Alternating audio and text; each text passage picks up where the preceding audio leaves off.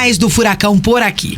Antes de ter, você precisa ser planejado, ser confiante, ser determinado. Servopa, há 57 anos, o consórcio de quem realiza. Rogério Scarione chegando para falar do Coritiba, que confirmou a saída de Arthur Moraes e tá falando aí, já temos a chegada de alguns reforços para a Série B do ano que vem. Uma ótima tarde para você, Rogério. Boa tarde, TT. Boa tarde a todos meus amigos aqui da bancada. Um super boa tarde a todos que nos ouvem aqui pela Jovem Pan News. É verdade, TT. O Coritiba acabou confirmando neste final de semana a saída do head esportivo Arthur Moraes. Ele que chegou ao clube oficialmente em maio deste ano, mas já havia feito parte do planejamento de 2023 e estava desde o início da temporada já integrando ali a parte diretiva do Coritiba. Falando um pouquinho sobre os bastidores da saída do Arthur, que na verdade aconteceu em uma reunião entre o Conselho de Administração da SAF do Coritiba, ocorrido na última sexta-feira, dia 8. E pelo que a gente pôde colher de informações em relação a essa reunião, existe uma pressão interna muito forte pela saída do Arthur. E essa pressão, ela partiu exatamente do membro que representa a Associação do Coritiba.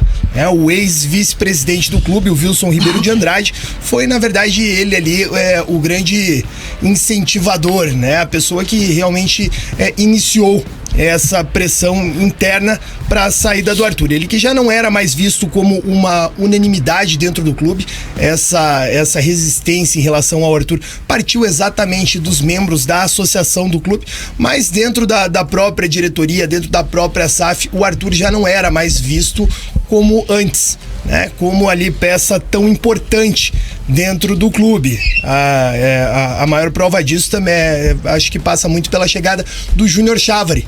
Ele que hoje é o executivo de futebol do Coritiba, tem uma nomenclatura um pouco diferente em relação ao Arthur, mas ele exerce exatamente a função que o Arthur vinha desempenhando no clube nos últimos meses, que é aquela pessoa mais ligada ao mercado, que está mais próxima das contratações do clube. Hoje, quem faz parte disso é o Chávari. E o próprio Coritiba, no momento da chegada do Chávari, acabou justificando, dizendo que o próprio Arthur, ele estava ali acumulando funções.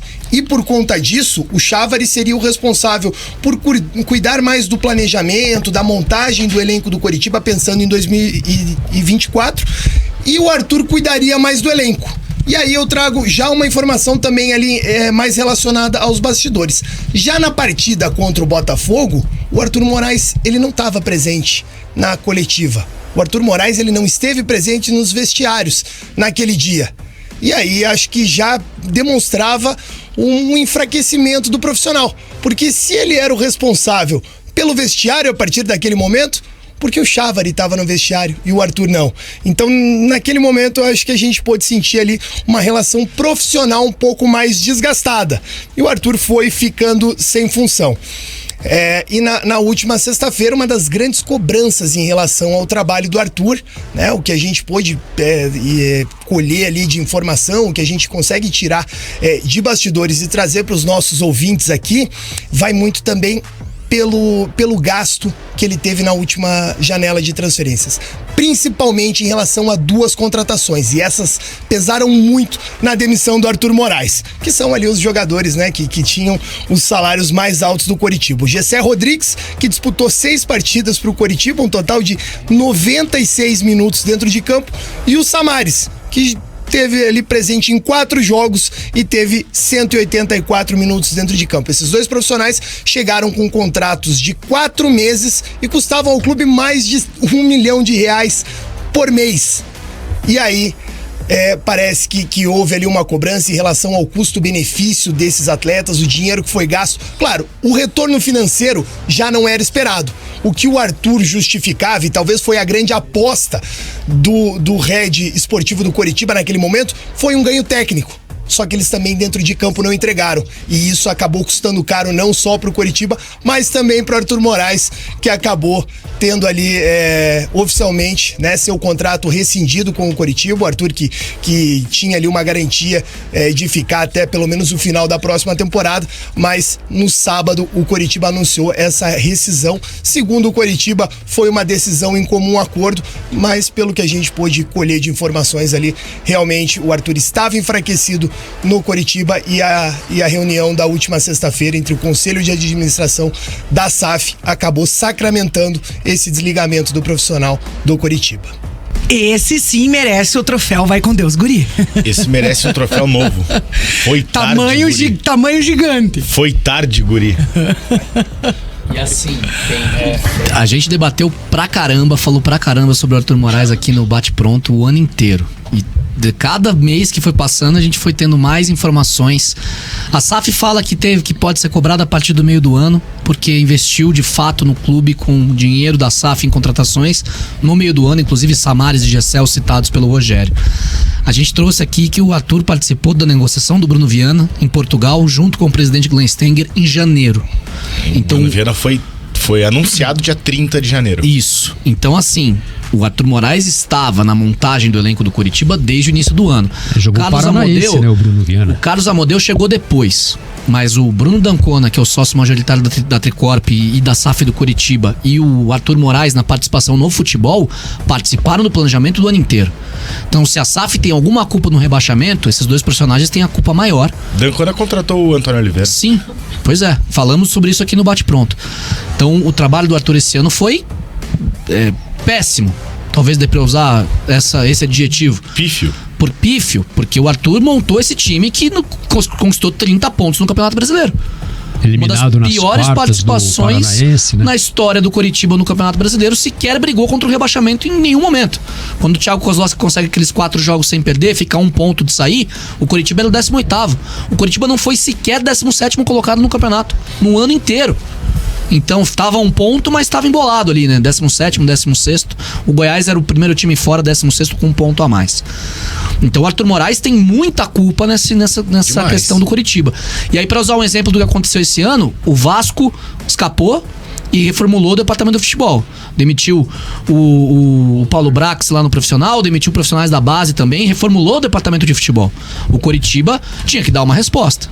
E deu a resposta com a demissão do Arthur Moraes. E Ale, se você for contar apenas as contratações a partir de maio, quando oficialmente o Arthur chega no Coritiba e a SAF passa ali a ter domínio, né, do clube, pelo menos de forma oficial. Oficialmente, né, que é anunciado como head esportivo, né? Desde o momento que pelo menos ele passa a integrar o quadro de funcionários do clube, podemos dizer dessa forma, o Coritiba fez 12 contratações. Dessas 12, salvam-se quantas? Talvez Sebastião Gomes e Slimani. Você tem pelo menos 10 erros. O percentual de erro é maior. Será que a gente lembra todas aqui? A partir... O Maurício Antônio, Rainer, foi depois aí, também, né? Vamos.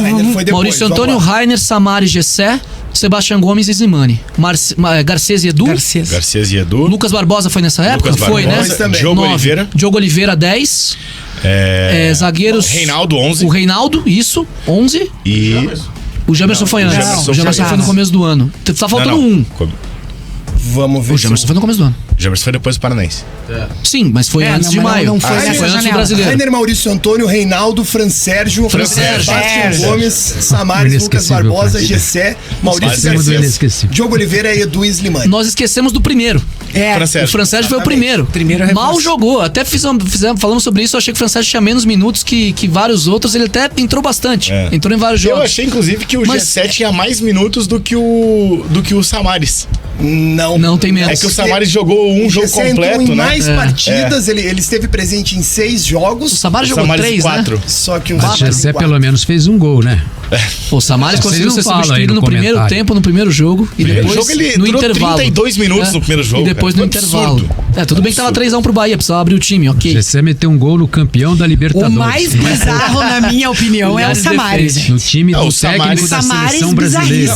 O Samaris estava aposentado. Cara, o Samaris veio passear. O Samaris ainda ajudou fora de campo ali, né? Como auxiliar ali, quarto auxiliar técnico. No Atletiba, o Samaris foi 10, nota 10. Então, ficou atrás do gol do Gabriel, falando com os jogadores e tal. Não entrou em campo. Não entrou. Participou do segundo tempo inteiro. O Samaris foi muito bem naquele jogo. Por isso que ele foi 10, porque ele não entrou em campo, é isso? Exatamente. Tá. Aí ele não estragou a quando ele entrou em campo também... Ele tava atrás do gol, ele ajudou muito. Mas... Também foi 10, né? O Curitiba jogou com 10. Então demite o Kozlowski e bota o Samaris de técnico nessa coisa assim, né? Mas eu penso o seguinte, né? O trabalho do Arthur, ele vinha sendo questionado lá atrás, né? Desde o início do ano. Sim. Né? E demorou para se tomar a decisão em relação ao próprio Arthur no time do Curitiba. Tanto que no final ele perdeu o poder, né? Também já não tinha quem contratar, porque não podia contratar. O Chávari chegou exatamente para ocupar a posição dele, né? Ele foi relegado ali a um segundo plano. E no dia da reunião, até o Scarione estava aqui no estúdio, eu falei, vamos demitir o Arthur à tarde. Eu perguntei até, deve ser a demissão. Eles não há o que o Arthur explicar e justificar que pudesse mantê-lo no cargo, né, para a próxima temporada no planejamento de montagem da equipe do Coritiba. E o Wilson falou aqui na bancada, né, que eles iam avaliar os trabalhos de Arthur e Amodeu e poderiam sim haver mudanças. Ele falou isso na entrevista aqui. A minha pergunta é, essa reunião do conselho não demorou demais? Estava marcada para o final de novembro e foi no começo de dezembro, dia 8. Você lembra quando foi que eu comecei a cobrar? Quem é que cobra Amodeu e Arthur? Então, a gente falou muito disso. Né? A gente falou muito disso. Mas sem falar disso, acho que em setembro. Sim, tanto que foi uma das coisas que a gente perguntou primeiro para o Wilson Ribeiro de Andrade. Wilson, quem que manda em Amodeu e Arthur? Exato. Ele falou, o conselho que vai se reunir pela primeira vez. Pô, não é que, até não é nem o caso de quem é que manda neles, mas para quem eles prestam conta do que eles estão fazendo, né? Então, mas esse é o grande ponto. E eles ficaram com carta branca o ano inteiro. Não demorou muito. Tomaram as decisões que eles quiseram tomar e... Então, mas não demorou demais para ter uma reunião de conselho? Muito. Essa reunião de conselho tinha que ter tido no primeiro mês que a SAF, entre aspas, entrou oficialmente. A SAF entrou oficialmente em maio. Ok, faz uma reunião em junho. Vê como foi o primeiro mês. No dia da demissão em julho, de novo. Quando é que o Zago foi demitido? Ali pelo mês de agosto, né?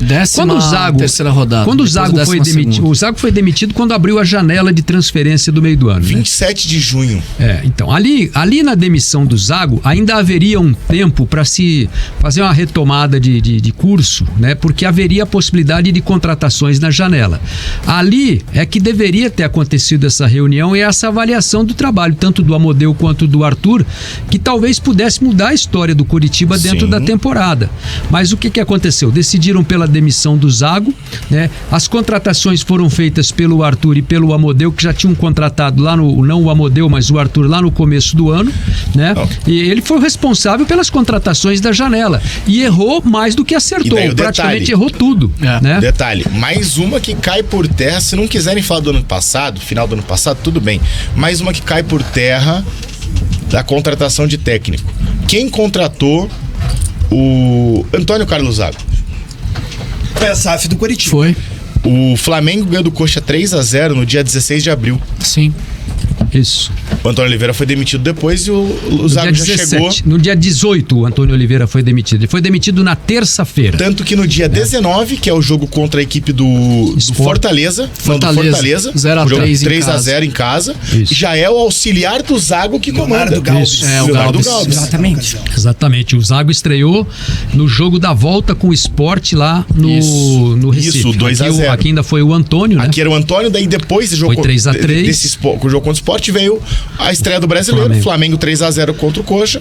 Derrota que na coletiva teve o Antônio Oliveira dando explicações do resultado e o presidente Glenn Stenger do lado dele avalizando, né, o trabalho do Antônio Oliveira. Na terça, o conselho se reuniu de manhã, pressionou a diretoria e o Antônio foi demitido. E foi lá para o Cuiabá para terminar o campeonato em 12º lugar, classificado para a Copa Sul-Americana, né?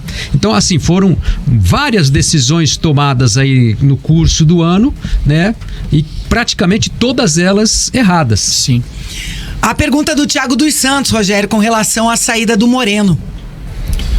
Bom, o Moreno, ele tem a mesma situação que na semana passada, né? Ele interessa alguns clubes do futebol argentino e também da Série A do Campeonato Brasileiro. Não é novidade nenhuma, esses clubes são o Corinthians e também o Vitória, só que o Coritiba só admite negociar o jogador desde que chegue uma proposta para uma negociação em definitivo. O Coritiba só pensa em vender o Moreno. Caso contrário, ele faz parte do planejamento do clube para a próxima temporada. Vale lembrar que o Coxa investiu cerca de 9 milhões por esse jogador entre o empréstimo no início da temporada, mais 1,5 milhão de euros por 50% dos direitos que foi adquirido junto ao Atlanta United dos Estados Unidos. Daqui a pouquinho o Rogério Scarione volta com mais do Verdão e hoje a gente começa a nossa retrospectiva de 2023. Vamos falar por campeonatos. Daqui a pouquinho, depois do intervalo,